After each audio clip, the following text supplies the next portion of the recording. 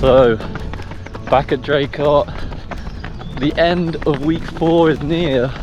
This is the Sunday session, which I'll get onto later. As you all know, I'm aiming for a sub 240 hopefully at London in about 8 weeks. And the week so far, Monday was a lovely rest day, Tuesday was a double day, in the morning was 11k, and in the evening was 17k. Wednesday was a track session and it was about 10k with 12 400s at about 3:15s. And then on Thursday was another double day. In the morning it was 11.5k, in the evening it was 16k.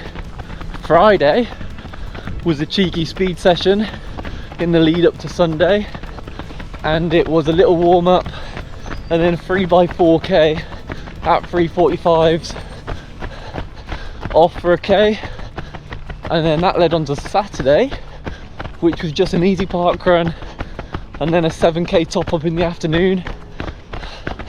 And then finally what we're doing right now, which I'll probably be regretting later, is 2k warm up and then 10k at 3:45s, 1k float, do that times 3, then a 2k cool down. So in total 30k at marathon effort, totaling 37k for the day. But it's going to be tough. We'll see what happens really, but we're just on the 2k warm up.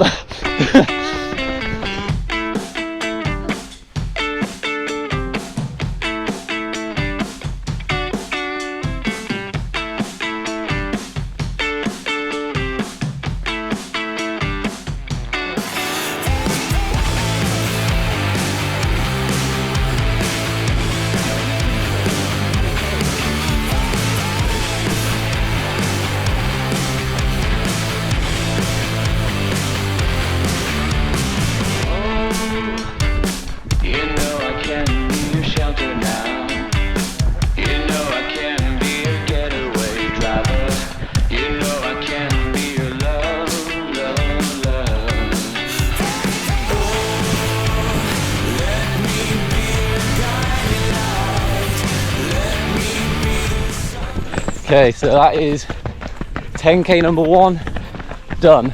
I'll put on the screen, those were our splits for the first one. That was our average k and the time. So only 2 more left. We're in our 1k float. No, let's get the second one done.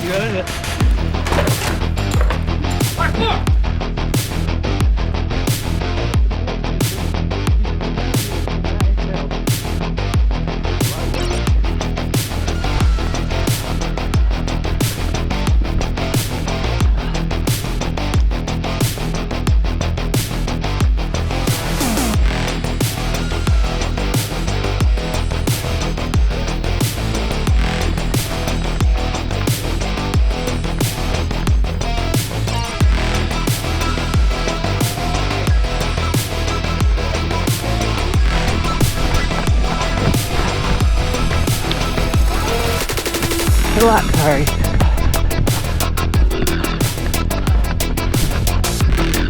I got 45.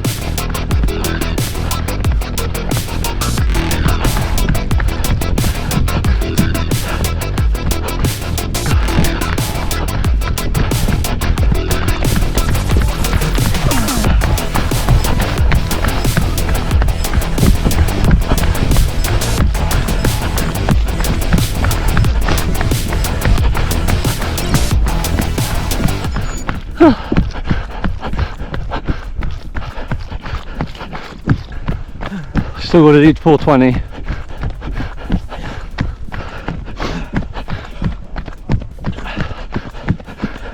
Do we have to? Yeah, it's float, Harry.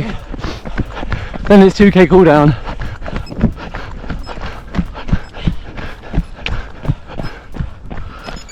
Stop it now? Yeah. Oh my god.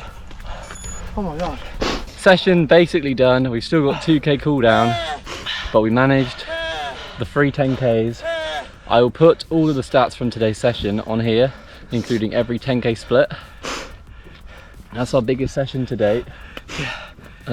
Basically racing for the next 4 weekends, so Harry's got up lightly. I got a bit of respite, so next week, as Ryan's doing Kettering, I might just do maybe an easy 20 miler, maybe keep the volume, but just don't do anything ridiculous, less intensity. But that was vile. We had a nice little guest appearance from Chris, so he's rapid. He kind of ditched us after the second one. He was like, I can't do that. So me and Harry were like, okay. But I was preparing for the second 10K because it was freezing this morning, but it's absolutely roasting right now. The sun is warm. It's such a beautiful day. If you can see, you do it justice, but it's amazing here. Groundbreaking. How many gels did you have? Here's a big reveal, guys. Boom. 4 gels. So he's increased it by 33%. So that is a big bonus for Harry. He's got to get used to it because on race day you'll be having about 8. Yeah. And I have to say the 4th gel made a big difference, because usually I die off in sort of the last few kilometers, and although I still felt like hell, the gel definitely helped me, and Ryan helped me as well, just by telling me to keep it going. So, I had 6. Yeah. 5 high 5 ones, and I finished on a Kendall Mint caffeine one. But yeah, my legs are absolutely spent. I'm glad that's over. So let's get this cool down and get to the cafe.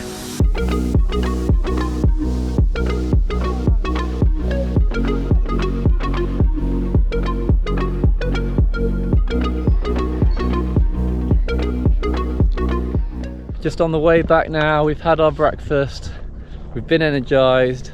I'm probably in a massive calorie deficit because that run took me to 2,200 calories. So I need to eat. Today was the most perfect day for a session you could possibly have. We're at a reservoir and there is just no breeze at all, which is unheard of for Draycote water, and the sun is out, so the walk back to the car is actually quite nice. Let me know in the comments how your training's going. Is it as vile as mine? I reckon the one tip I can give anyone who is doing a marathon and wants a decent time, you just gotta get the marathon miles in there at marathon pace. Because my first marathon, I did all the training, but then I wasn't happy with the result, but I never did long runs with marathon pace within it. I just did a long run and just assumed that was enough. But then when you actually get to race day, you've actually got to do a race pace for 26.2 miles. So that is the one key part. I think similar to what Ryan said, me and him both did Milton Keynes, our first marathon, which was what now, like 4 or 5 years ago, something like that. And everyone said to us, oh yeah, you'll get sub 3 easy. But what we learned was that we didn't do our long runs, as Ryan said, at marathon pace. So you need to incorporate them in your long sessions, even a part of 20 miles. When we did the next one, we then did 13 miles at marathon pace. Big marathon pace block. Those kind of runs will do bits. Yeah, absolute bits for your training. So that's the... You'll absolutely crush it. That is the one main tip. With running, you do always learn random things just from testing things out.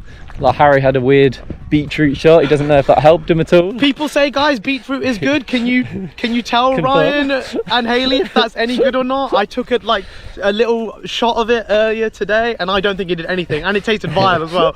So should I stop, or should Ryan take it? Should Haley take it? Let us know. Main thing I've seen quite a lot of people have that I don't know if I want to hop on the train because it's expensive as hell, is the cheeky bicarb. Yeah, don't know, it does look cool. I reckon it does do bits, but it's like £16 a go. It's a spenny boy. It's a spenny thing to do. But then again, anything to get a few seconds off per K. I will do it, like if it means spending money on it. Another week ticked off the list. Next week is a taper week, because next week I'm doing Kettering half. So hopefully I can do decent. He'll absolutely smash it. You've heard it here right now. I think he's gonna ace Kettering. I'm hoping it's a good course. I don't know the course, so we will see. I will see you next week.